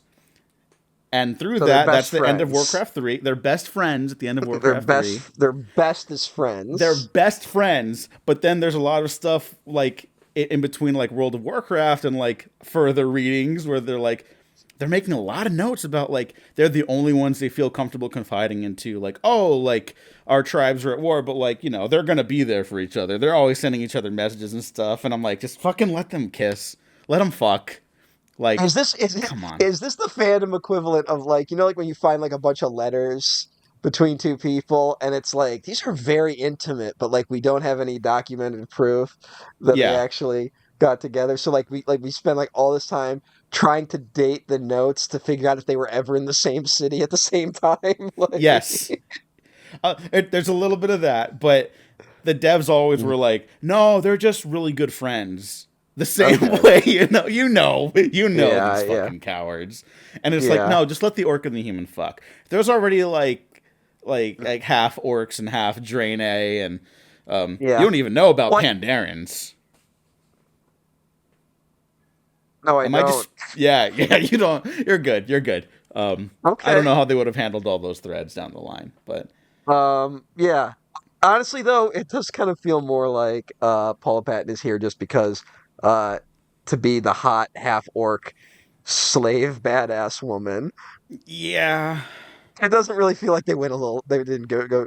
It's interesting how complex her character is, but it does feel like she's essentially in the movie for that reason. Yeah. Yeah. And again, it's the orc stuff is always far more compelling because it feels like no one expects it, and they can get into like Yeah. the inner politics of it all, where the human stuff is more like a warning, you know? Mm. uh, but yeah, it does suck that she's basically like on the poster, she's like scantily clad, It's like, Yeah. yeah, that's why she's there. Yeah. I don't And know. it's like, and Let she's her not. be like She-Hulk, you know? Yeah, well, look, there's nothing wrong with liking a lady who can crush your head, but it's interesting when all the other orcs are just monstrous. Like, Hmm. that's where I always get a little bit like, like Oh, like all totally. right, we can do this. Like, I get it, but also maybe throw the guys someone like that too. Just saying, Hmm. I wouldn't mind that either. Um, there's no half orc dudes. Um. Those teeth would be a Yeah. problem. That would be a problem. I should have looked this up. I didn't find who had. You just went right past that comment. Wait, no. What did you say? I said those teeth would be a problem. Oh, yeah. I am gonna go past that actually. All right, all I right. was looking at. I'm glad I circled back to make sure everyone heard what I said. Yeah, yeah. I was looking at like concept artists and stuff like that for Warcraft, and I'm not seeing uh any names attached, unfortunately, which is a shame. But I'm assuming it was a lot of dudes coming up with these concepts, like, oh yeah, and the orc What women and such will be what makes you much more think slender. that? Just a feeling, just a hunch. Which really is something that like I can't believe how much the culture has shifted though in terms of nerd culture where like there is so much discourse, especially in right-wing echo chambers, about when they think a female character has been made to look less sexy, right? Hmm. Like remember this is because it's in Blizzard. Remember like there was the Overwatch controversy that they thought they made the one girl's butt less prominent in her tights. Do you remember this? I don't think I knew it was Overwatch, but I do remember that. It was like a huge deal. It was embarrassing. I can't believe we let nerds do this. I know. Like, really, like this is fucking get laid. Sorry, like not to be like reductive about it, but like, good lord, talk to a real human woman for 5 seconds. It's what are you doing? You know? And also, let's just say this. Let's say I'm looking at a female character in a video game, and I'm like, her butt should be more prominent. I have the internet. I'm gonna find it. What why do we let these like these discourses should not, like, there's such a, and then these are the same guys who complain about, you know, gay people not being alpha males and stuff, and I'm like, what, this is the least alpha behavior to complain about sexy video game women. Like, I'm sorry, this is just like something that's just gotten under my skin in recent years. No, it's fine. Like, We've both that not been shy about how we feel about this. but it's just like these guys get to dictate what is masculine and what isn't, and it's like these guys are and it's, here's the thing. The problem is I don't care. Like, if you're not masculine, that doesn't bother me at all, right? Mhm. Like, that's not an issue. If you're a man and you're not masculine, that is not a problem. But your behavior that you then posit as being the masculine ideal does not exist in you at all. Like, your own rules you don't fit, right? Mhm. It just it is this, like, it's, that's the most reactionary I get, where I'm just like, those guys are examples of men being pathetic in this day and age. Like, something has happened. Something has happened. It's just, but so it's unfortunately something I can't untangle from Warcraft these days because of the sort of online discourse now. No, I recommended to you I completely before. understand it. I recommended to you, I think, on our last recording or maybe off mic. But do check out Dan Olson's videos on Warcraft and kind of the culture that exists around it now. His stuff is very fascinating, even for someone who doesn't play World of Warcraft. Particularly his video, Why It's Rude to Suck at World of Warcraft, which is about basically like how social dynamics develop within a video game and how gamers essentially remove the fun from the game itself.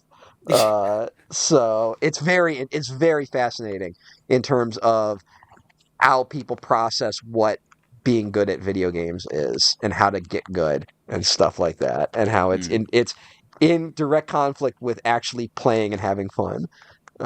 So very, very interesting stuff.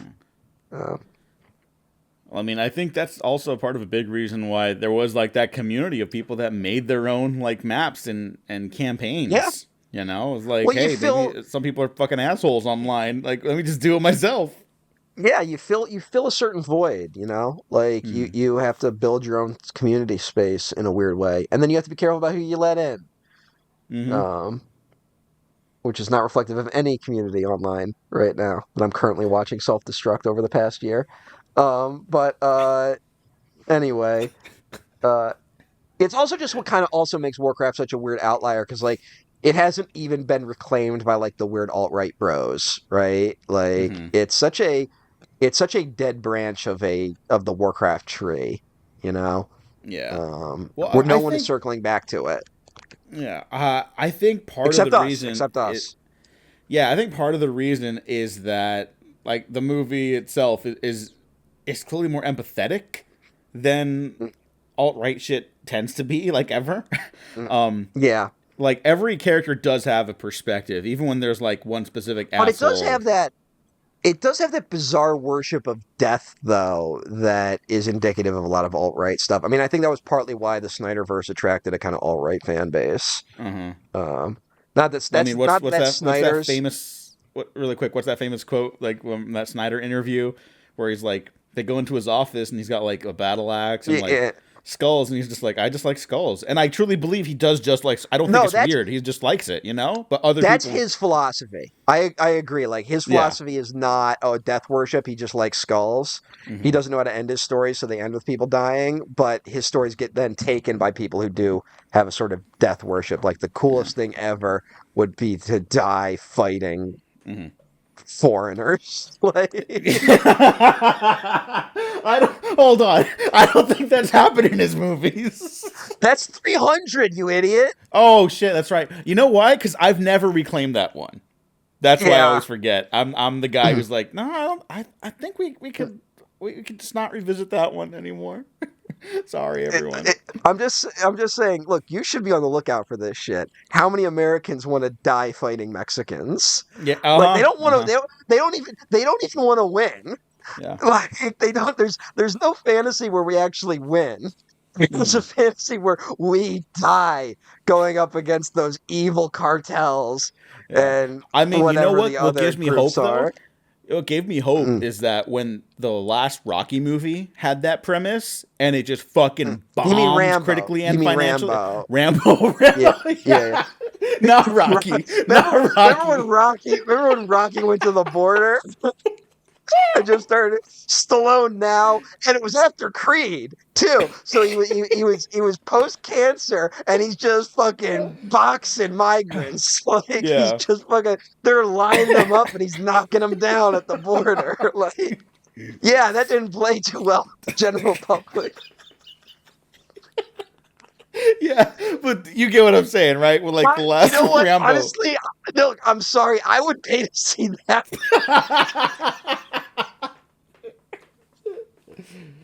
It's a Gran Torino. Like, it's fucking. Oh boy. Oh Christ. Oh Yes, shit. that was the plot of Rambo Last Blood, and it didn't work. Yeah, and I was like, hey, people don't want this. Great. Okay. There's hope in the world, you know? Yeah. But in terms of like the death worship in Warcraft, I mean that is there with Mm. with Well, no, here's Duratan does who can I sacrificed ask a sec? himself. Uh-huh. Here's something I've never seen Rambo Last Blood. Does he die? I've never seen it either. I just know that Okay, the well, premise here's the and it thing. looked terrible. Here's what I'm saying though. This is why it didn't work because it's about like I want to make this clear. This is the political point I'm making because it is Mm. related to Warcraft. It's about dying. It's not about winning against immigrants. It's Mhm. about dying fighting them. Like that's what they like. Because here's the thing. Do you know how you win against immigrants in these people? You know like how you win, right? You kill them all, which is called genocide. They don't want to admit that that's what their fantasy is. So it can never actually be realized in fiction. That's why they always die fighting to save like one little girl, right? Mhm. Like that's what the fantasy is. Because people don't want to admit that the real fantasy is wiping them all out. I'm talking about alt-right freaks, right? Like I'm not Yeah, talking yeah, about the average person, but I'm saying that's why the fantasy, because the palatable fantasy version of it is a die fighting a lost cause. That's why we love the Confederacy, dumb white people, because it's a lost cause in their mind, yeah. Mhm. like because they can't admit what they really want, which is things to go back to before the civil rights movement or maybe further. So uh, so then we turn into the poetic of the lost cause. So, uh, which is interesting when you consider how much death there is in the Warcraft movie. Yeah. Um, so, sorry, I did not mean to go there with all that No, discussion, no, but it it's makes where sense. You're not pulling it out of your ass, and it's just I just interesting because this is a 2016 movie, and it's weird where it's like it's about building a wall, but the wall is evil. Like it's a yeah. very confused metaphor. Well, I do So think it's like it is more critical of that, you know, because again, like part of yeah, look, I've never really, I guess, thought about this or addressed this, but part of the reason I guess I think I brush up against like the world of Warcraft versus Warcraft 3, a game I have enjoyed and do like, right? World of mm, Warcraft.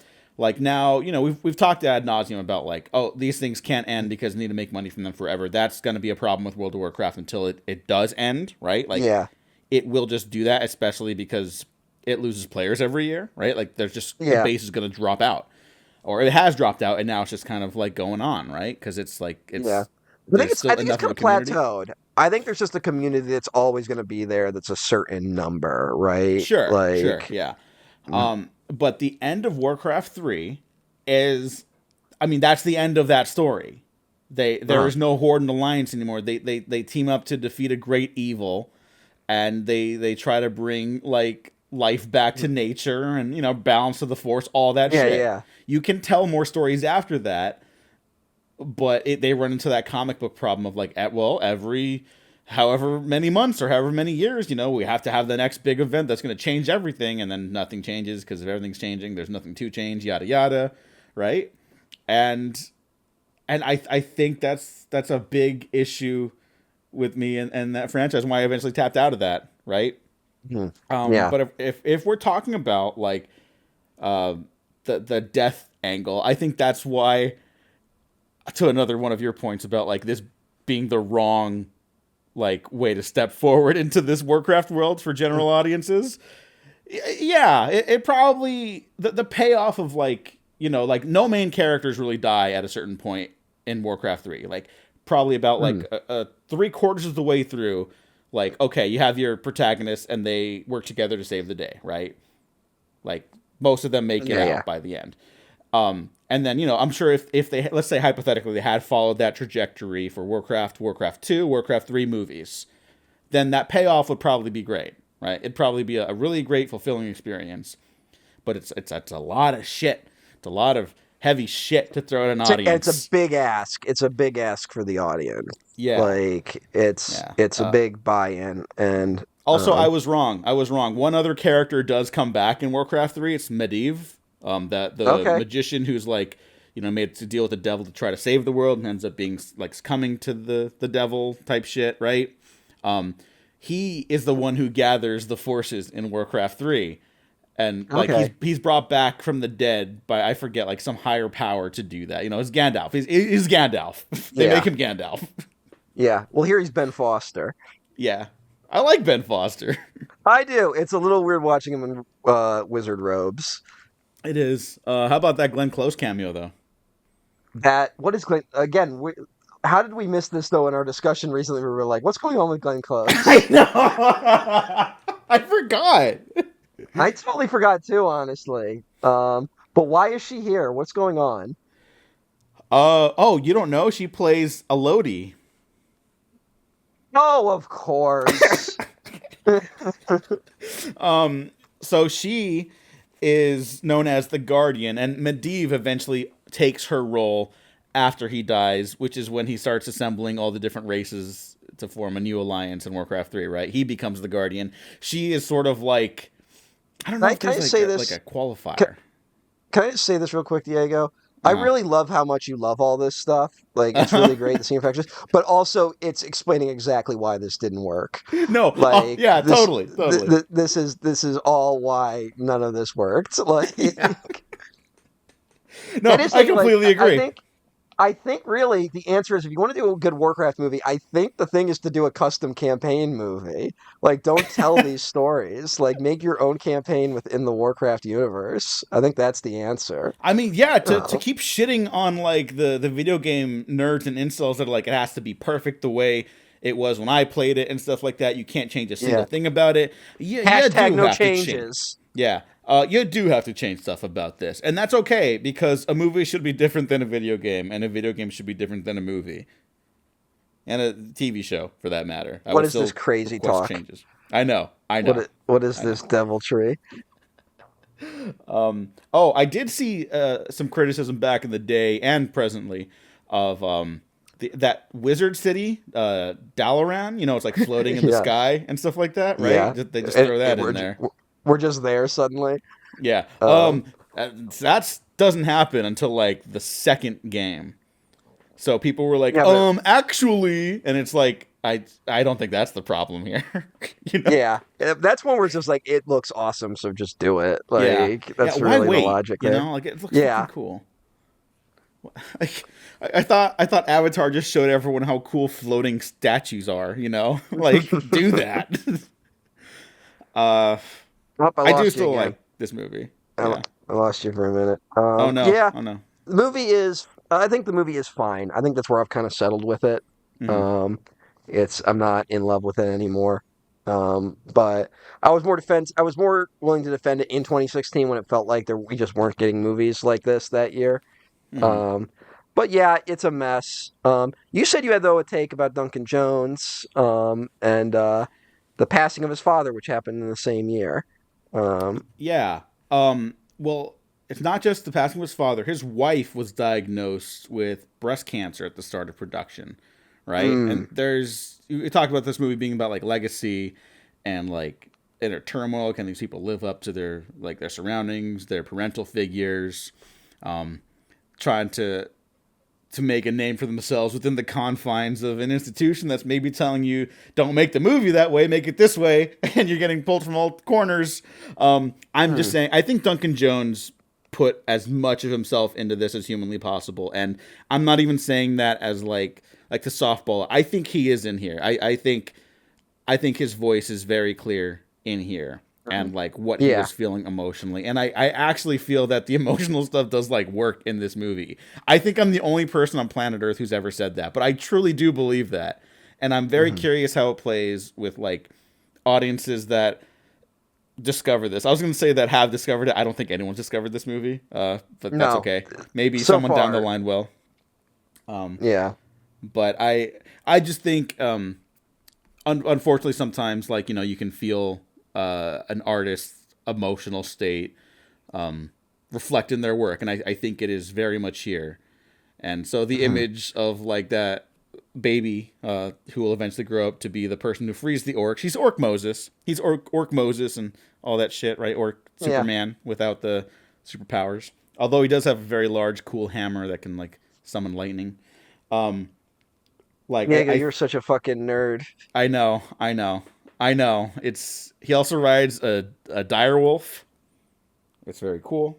I mean, all of this sounds cool, It's very cool. Yeah. but they gotta step up the game in the gay fan fiction area. A So 1000%. just Yeah. just saying, you guys are slipping. These are rookie numbers.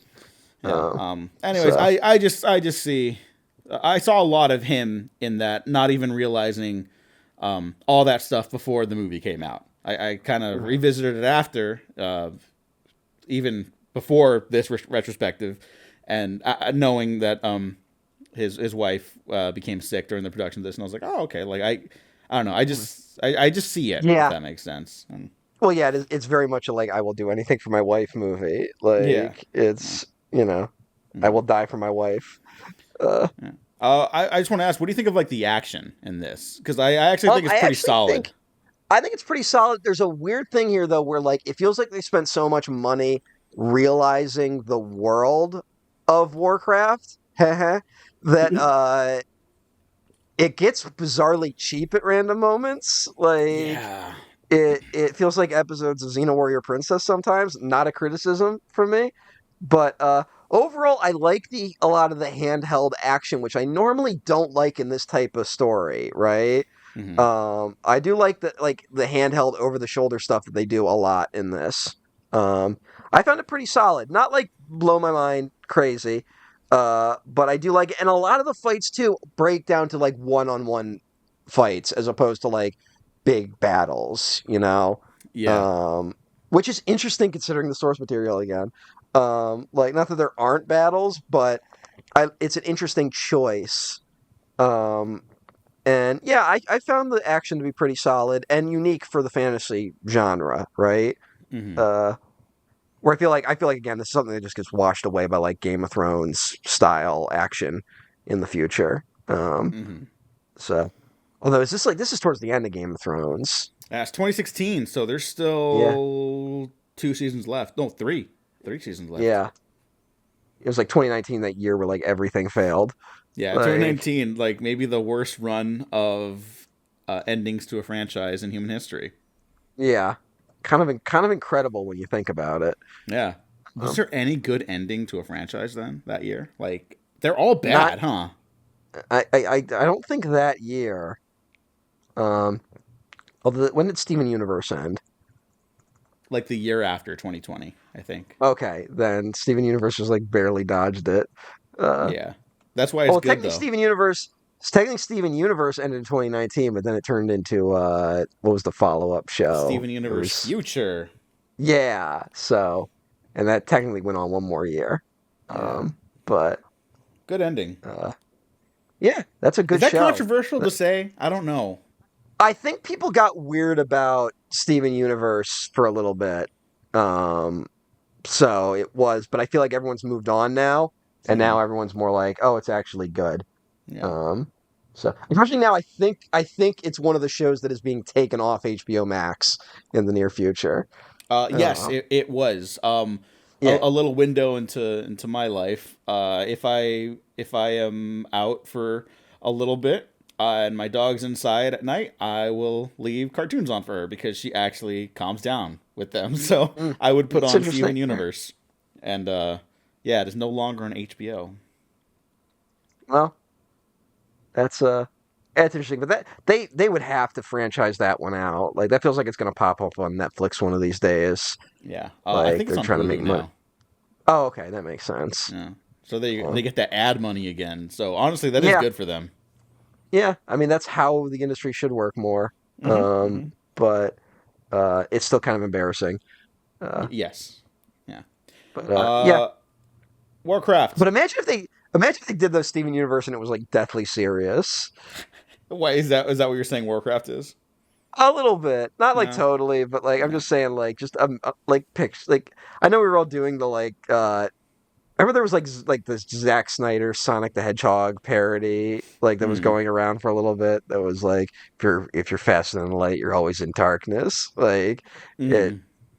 So um, yeah, it was. I think it was just a weird moment where like geek culture was ascending, but we didn't know how seriously to take it. Right. Yeah. Um, and the other big movie that year is Deadpool. So, Yeah. Well. not saying the opposite is better, but Yeah. There's a middle just ground.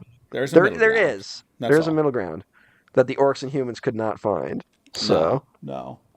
And I do think that's a really great like starting point for the next chapter of the story. That they don't get to, obviously. well, you Um, could always play the video games. you can always play the video games. Allegedly, Universal is working on gearing up to do a Warcraft eventually. It'll probably be just a reboot. They'll try it again. Mm. We'll see how it Well, happens. haven't the rights shifted? Doesn't someone else have it now? Yeah, well, maybe not. Universal might be Legendary. Like I know that there was something where oh, thank God. Um it looks like did it transfer to Sony Pictures?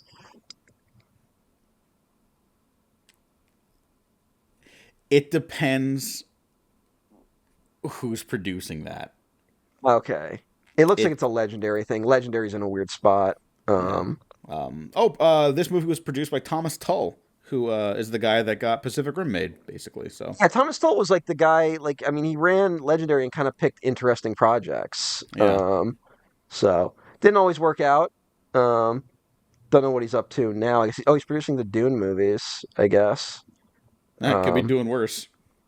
and the Godzilla films. Like I said, Hmm.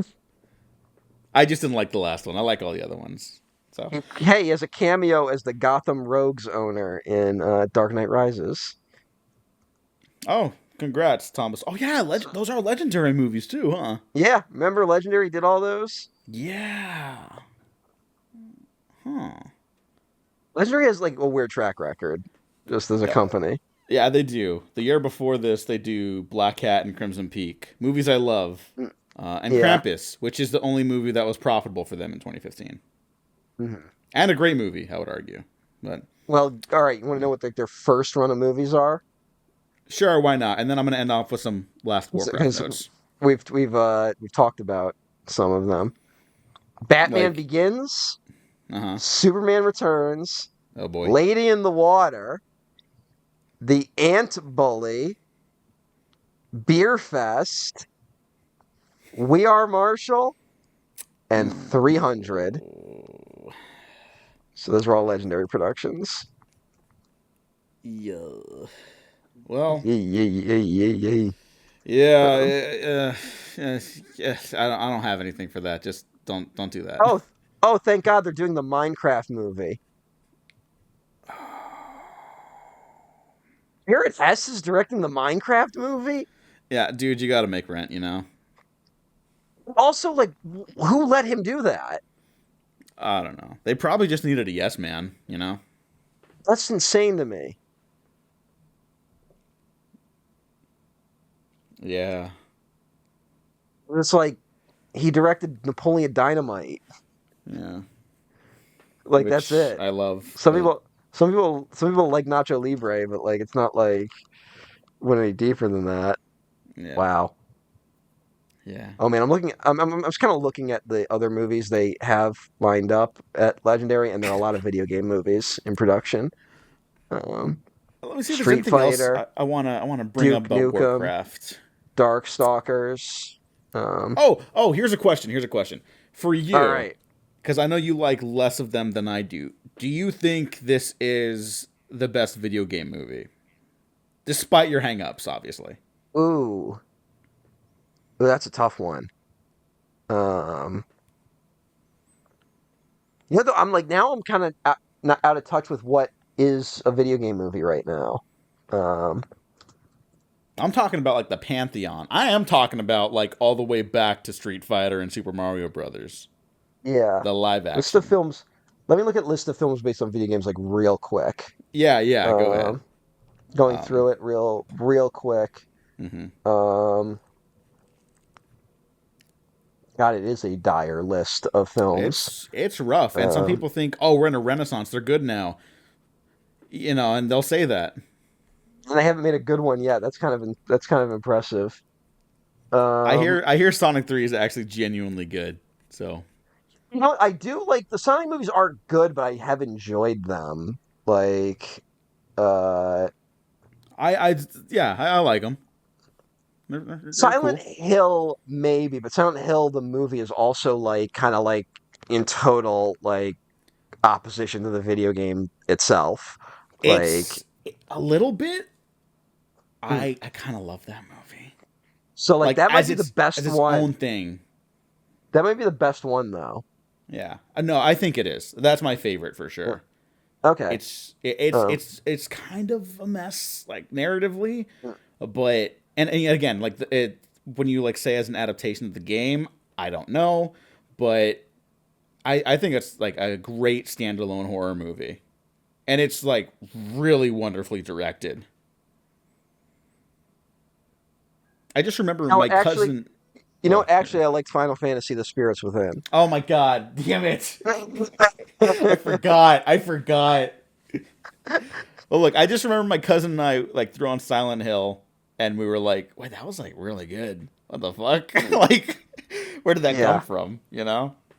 And I revisited it since, and I guess they're made that second one finally, like the real second one, not the one they threw together in 2012. Mm. But we'll see how that If turns out. anyone was if you're ever able to see a torrent of the Takashi Miike adaptation of Ace Attorney, it's actually pretty fun. Oh fuck! You know what? That's the best one. I'm sorry, I Mm. forgot. That is the best video game movie. Mm. It's pretty fun. Yeah. So He also directs the shit out of it. yeah, because he's fucking Takashi Miike. Yeah.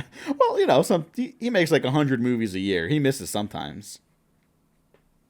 No, less than you would think That no less than you would for a think. guy Absolutely, for absolutely. a guy stretched that thin. Oh wait, all right, animated films. There's all the Pokemon movies. Uh, Okay, you know what? I am saying live action. Let's just stick to live action for now. okay.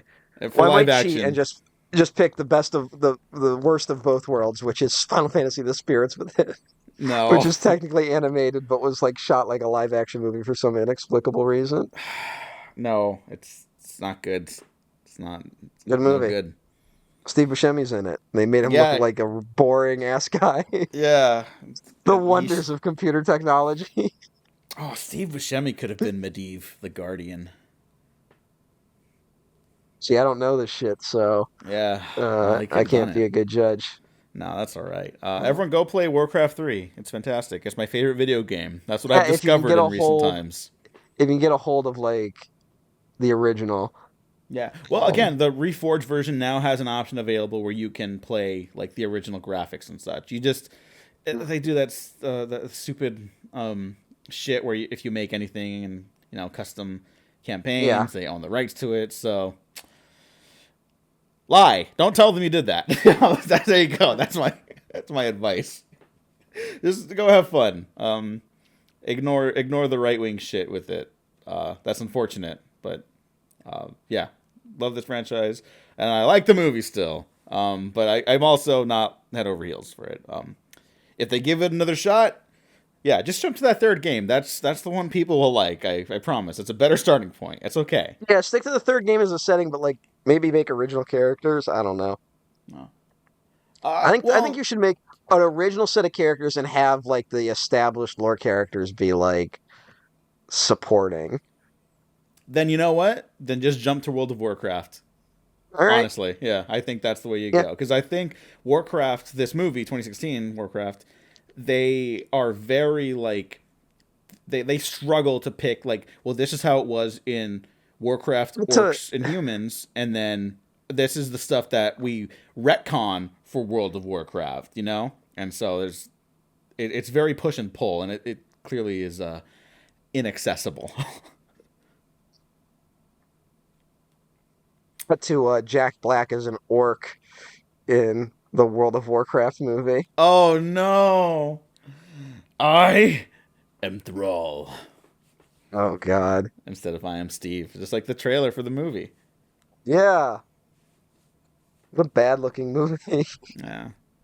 Jack Black, I don't know how to quit you. No, it's very easy for me at this point. Okay, well, yes, but so far, and I'm sure this will change, but so far the worst thing about the election is the knowledge that Tenacious D will never get back together. No, don't say that. It'll never happen. You don't know that. You don't know that. I mean, if they defeat Donald Trump in a rock-off. Oh my God. Like the end of that movie they made.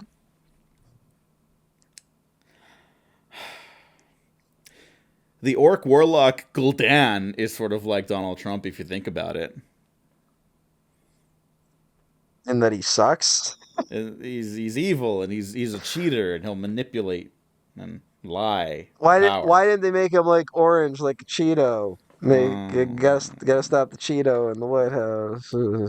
Oh, so there are like different shades of orcs eventually, especially because they start like more of them participate in like that fell magic, right? They'll drink from like pools of like fell blood and stuff like that. And there's a big arc in 3.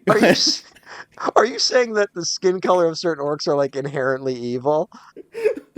No, well they get changed. It's not like they're born red and then like, oh, they're bad. It's like okay. Yeah. Yeah, no, I see it in hindsight. I see it now. Yeah, I see what you're saying. That makes it fine and normal then. Yeah. It's not like that's how the Bible explains different races.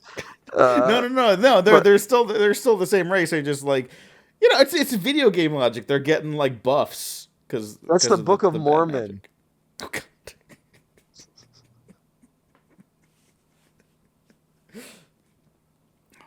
The Book of Thrall.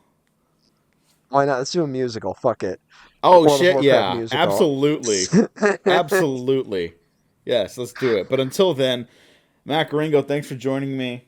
Where can the people find you? Or should I just keep plugging the stuff like by saying all of our links are below because I'm doing that. All our links are below. Emperor OTN at Blue Sky, where I've been hanging out more. So follow me there. Yeah, I don't know what to post on Blue Sky as much. We're literally abandoning Twitter the way the orcs were abandoning their world. Yeah. There you go. I'm gonna post that on Blue Sky. See, I almost said tweet. I'll do that. We should just hey, they're not tweets anymore on Twitter, and Twitter isn't even called Twitter anymore. It's called X. So they could just start calling shit tweets over on fucking Blue Sky. That's true. Fuck it. All right. Thanks for listening, everyone. Thanks for watching. Like and subscribe. We'll be back next week with. We actually don't know what yet, do we? Yeah, I don't know what. I don't even remember what we have left. We have. We should talk about this, actually. The next one we should actually talk about. because Okay. I don't know.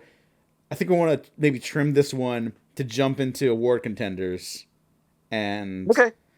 a potentially very fun next season of Blockbusters as well. But we'll see. We'll see. It'll be a surprise. It'll be a surprise, everyone. Goodbye, Jonathan Demme, and Good night. Goodbye, Judy Foster. good night, Medivh the Guardian.